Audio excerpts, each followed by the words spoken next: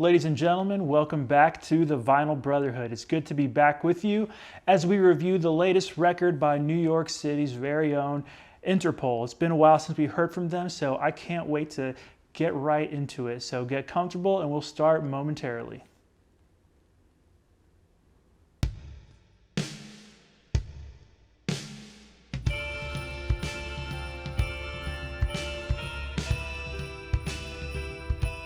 We all know Interpol as a major player in the early aughts post-punk revival movement, hailing from New York City and giving us some amazing work.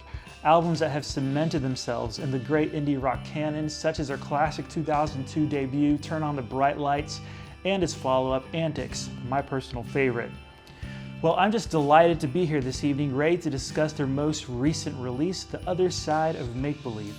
What a fine choice to get back into the swing of things with. Producer Ian spent some time away, but now we returned and we clearly have some catching up to do because this album has been out for a few weeks now. Here at the Vinyl Brotherhood, we take Interpol releases pretty seriously. Post-punk as a subgenre is very near and dear to me, and naturally, Interpol is a rock act that I hold in very high esteem, for they indeed have written their fair share of timeless gems over the years. Decades after Obstacle 1, are they still living up to that legacy with these latter-day releases? That's what we're going to figure out today. So, enough goofing around, let's take our vinyl record and make the trip over to the turntable.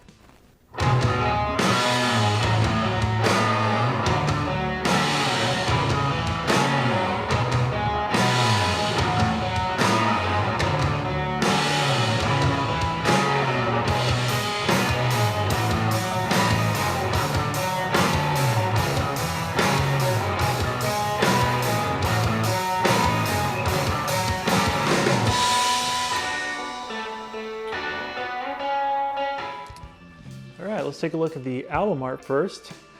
We have a knife being held up against a mirror.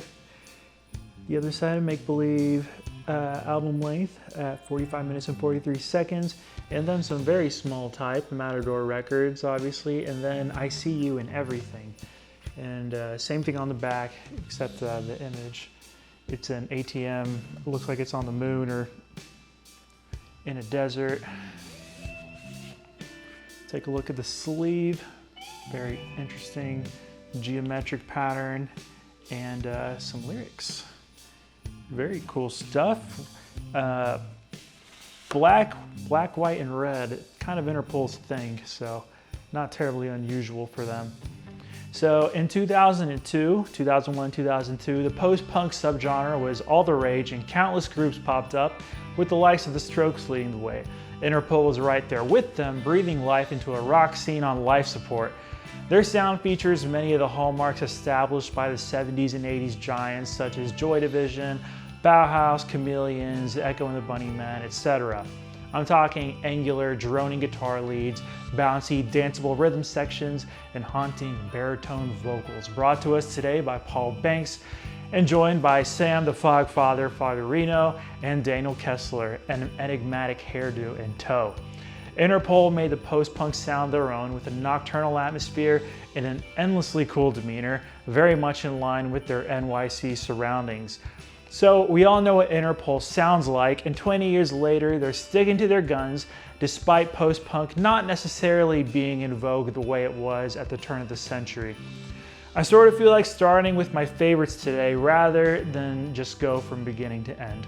Well, actually, we're technically still starting at the beginning because I, for one, am a big fan of Tony, the opening number on The Other Side of Make Believe. I imagine Tony is short for Antonia, a beautiful name worthy of a beautiful song. It's worth noting that this one starts with a line about the legendary Pacific Coast Highway. It looks like they switched sides of the continent on us. It's something of a slow burn at first with the dark ambiance and the tickling of the ivories, not too unlike Pioneer to the Falls from their third record. It builds up with an understated ferocity just in time for the chorus, introducing some staggered guitar strokes for added tension. The Interpol fans in my life have described it as something along the lines of a new and improved Interpol 2010, the self-titled album, that kind of thing. That was my initial expectation for the whole project, but that's mostly true of only Tony and another single off the record, Something Changed. The dark haunting Tony's back in full force on Something Changed, and we get to hear Interpol utilize a classic trick, doubling the lead vocal with a take in the lower octave for maximized pretentious effect, and it's wonderfully paired with the trashiest sounding bass guitar, pretty sure it's a bass, following the same notes. Glorious. Paul's fragile delivery, sounds like he's half inebriated, and some extra jazz swing from Sam on the drums give this song a really interesting feel. Maybe even a slight tension as Sam sounds dangerously close to missing the pocket every time, and those tumbling piano notes aren't doing anything to help. This is probably my favorite track on the record. It's not the traditional upbeat post-punk single, but I think it captures a mood so well and has one of the album's most memorable melodies. I've been about this song all week, but moving right along, Mr. Credit is interesting in that it mostly revolves around a single guitar riff loaded with that unmistakable Interpol swagger. The too cool for school attitude that these guys have, I wish you could bottle it up and sell it in a store. You can hear it in the writing and in the performances, Mr. Credit being no exception. I love how much personality shines through Daniel's guitar work on this one, and the takes, they're not absolutely perfect, particularly on the bridge where everything slows way the heck down. It sounds like a real dude playing a real guitar, not at all overdone and not played to perfection, but you surely can't say that it isn't refreshing or memorable. Renegade Lovers is another strong number, and it takes a surprising turn from the bridge and onwards. The last minute of the song is one of the most inspired moments on the record as the song transitions from jagged punk rock riffage to a moment of melodious sonic bliss. And this seems like a good time to point out that the legendary alternative rock producer Flood is behind the controls on this outing, and I could see his input really tying a song like Renegade Lovers together. Gone are the harsher frequencies and rough around the edges sound of Marauder, their previous album, that at times sounded better on paper than in practice. Props to Flood and Interpol for not sacrificing many of the more human touches on these performances in favor of polish. They struck a really nice balance, I think, for the most part, and I probably could have done with slightly less compression overall though, so that's one minor note. Now let's talk about a couple of the other noteworthy tracks. Track 2 is Fables. I've noticed online that people seem somewhat split on this track. I'm finding myself in the pro Fables camp. It's almost novel in how hurt and frail the band sounds here, like they're just barely hanging on. Rest assured, the music is definitely here, and any perceived boredom is perfectly in line with the lyrics, delivered by a lovelorn Paul Banks. It's time we made something stable, say the lyrics, because we're in the sight of perfect danger. All is lost to the time beyond the fables, and the circular rise of guileless angels say all is fine. Into the Night is just as interesting from the vocal standpoint, and it's great to hear Paul experimenting with his voice a little bit. And I really enjoy how the syllables are dispersed during the chorus section to give us a pretty unusual melody. But it's Sam Fogarino who really shines here with scattering the snare around, and things get even more intriguing when he unleashes on the cymbals. The album begins to lose me a bit towards the last third. I've listened to the entirety a handful of times now, and while I don't have much negative to say about the musicianship, the composition doesn't always pop. The songs aren't as dynamic maybe, and I sort of got the impression that Paul didn't give enough TLC to his vocal melodies here. While his lyrics aren't lacking by any means, there are extended moments where the songs just meander with brief moments of brilliance just lightly sprinkled in. Passenger is nice enough musically, but I think it makes my point for me fairly well. Could it be that he's just taking a decidedly more gentle approach? There is an understated beauty to whatever he's doing in the chorus though. When he says, save me, I'm in my head, I do really like that part. My biggest takeaway from Greenwich is mostly how busy the arrangement seems, almost as if it were an experiment in dissonance. Vocal parts layered over vocal parts, guitar leads competing all throughout. I'm not necessarily against the maximalist approach in theory, but the individual elements don't all blow me away. Again, Paul's vocals come across as a little tepid and not really going anywhere. Grand Hotel, there's that West Coast thing again. This song takes place in Cozumel, by the way. Grand Hotel's got some neat guitar work going on, like the walk down used during the verses. And you know, at least Paul's killing it with the lyrics. They make a really good read, and I'd encourage you to check them out. Another tune on the latter half is Big Shot City, which actually does provide some much needed variety musically.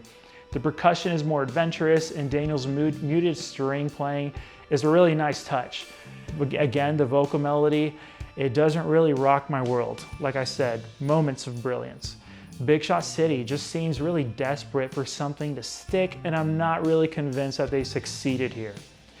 And one theory I do have is that maybe the bass isn't always as pronounced as it could be or should be, and maybe it needs to be a little more obvious in the mix so that it can really ground those melodies and provide some context to them, you know?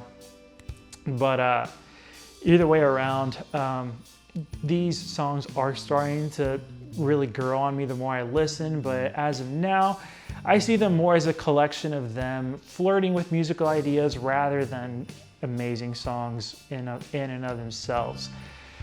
You know, the last song doesn't quite escape this unfortunate fate either. I can't really say that they stuck the landing on this one, I'm sorry to say. Go Easy. It is a nice song, but it follows that same trend on this latter half of the album. It doesn't really do anything especially interesting, and by the time it's over, you realize you've zoned out. It's a pretty abrupt ending as well. For a band that's always had stellar album closers, I was a little surprised, I must admit. While I did feel mostly satisfied with this album as a completed work, I don't think another song, perhaps a more appropriate closer, would have hurt. And, you know, round out that track listening to a solid 12 songs. When all is said and done, it looks like what we've got here is broadly a harmless Interpol record. I've got a handful of tracks that will definitely drop into my Interpol playlist. It's not the most ambitious thing they've done, but it's nice to see them back again trying a new idea here and there. The exploration, when it is taking place, is not overt by any means, and sometimes it can be frustrating to hear the more interesting ideas hiding in the mix or even absent for tracks at a time. When Interpol is good, they're really, really good, but I think the other side of Make Believe feels more like a lateral move from the Marauder album, dipping their toes in the uncharted waters rather than making the big splash that they had made with their iconic early records. Time will tell if Interpol's got a big departure or evolutionary moment in their future, but if this album is any indication, they're very much settled into their corner of the post-punk world. I don't really have the imagination to guess where they could take the sound next that isn't anything like the self-titled record, but we'll see. We'll see. It's time to give this dude a score. The world is waiting, so let's head back and present our verdict on the other side of Make Believe.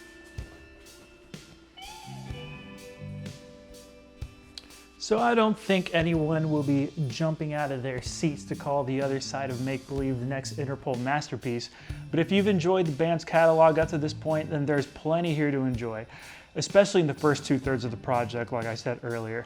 We've got some truly remarkable tunes in Something Changed and Tony, among others. I love it when these guys explore some darker territory in their aesthetic, and there's plenty of that, and surprisingly, on the other hand, some lyrical content that posits a not as melancholic outlook some of the time. Things are going in the right direction, and that's to me, says Paul. So there's a good variety, which I love, and production-wise, it's refined where it needs to be and a little rougher when it's appropriate. I like that. It's what can be expected from an accomplished rock group of indie giants, if not their riskiest outing, but it certainly earns its place in the Interpol discography. I feel quite all right with scoring Interpol's The Other Side of Make Believe a 7.5 out of 10. A lot of compelling stuff here, and it's probably going to be in the rotation for a week or two. I'm always interested in reading what your thoughts are, so please share with us. What were your big takeaways from The Other Side of Make Believe? How would you compare it to your favorite Interpol album? Does this band need Carlos Dengler or no? Please share. So that's about it, folks. If you've enjoyed your time here, we'd love to see you back. I trust you'll do all the necessary liking and subscribing. And I would like to personally encourage you to swing by our official Vinyl Brotherhood Instagram account for more fun goings-ons.